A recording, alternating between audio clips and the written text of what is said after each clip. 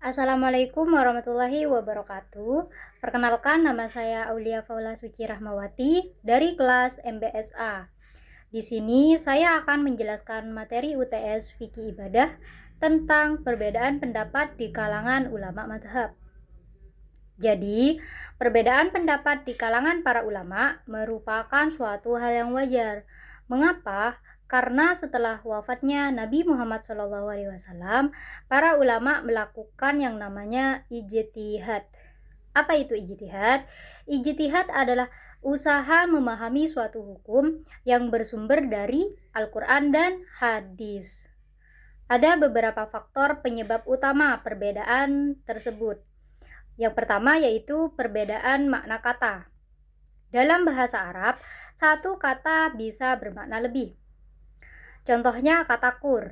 Kur dapat berarti masa suci atau masa haid. Ada ulama yang berpendapat bahwa masa iddah seorang perempuan yang ditalak itu dihitung dari masa sucinya. Dan ada pula ulama lain yang berpendapat bahwa masa iddahnya dihitung dari masa haidnya. Contoh lainnya kata lamasa. Lamasa artinya menyentuh. Ada ulama yang berpendapat bahwa menyentuh lawan jenis yang bukan mahram itu dapat membatalkan wudhu. Sedangkan ada ulama lain yang berpendapat menyentuh di sini diartikan berhubungan suami istri. Jadi sentuhan biasa itu tidak membatalkan wudhu. Lanjut kepada perbedaan yang kedua, yaitu perbedaan dalam periwayatan hadis. Tidak semua ulama menerima hadis yang sama.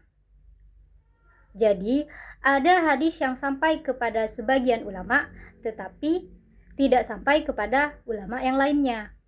Contohnya, dalam masalah hukum sholat istisqa.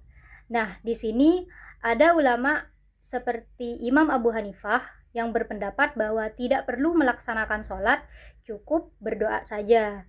Dan ada pula ulama lain yang berpendapat bahwa perlu melaksanakan sholat 2 rakaat.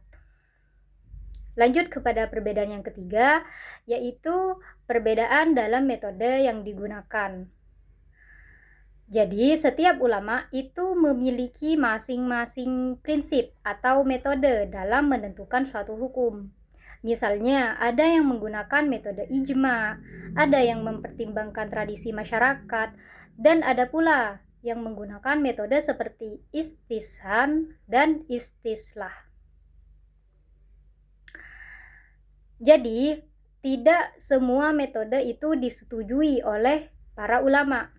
Akibatnya, hasil hukumnya itu dapat berbeda-beda. Lanjut kepada perbedaan yang keempat, yaitu perbedaan dalam penggunaan metode qiyas.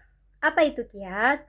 Qiyas adalah menetapkan hukum dengan cara membandingkan suatu hukum dengan hukum lainnya yang serupa atau mirip.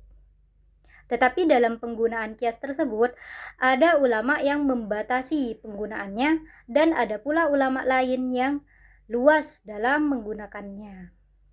Jadi, kesimpulannya, perbedaan pendapat di antara para ulama itu merupakan hal yang wajar. Mengapa? Karena sama-sama bersumber dari dalil yang jelas dan kuat, yaitu Al-Quran dan hadis. Sekian penjelasan dari saya, semoga menjadi ilmu yang bermanfaat. Wassalamualaikum warahmatullahi wabarakatuh.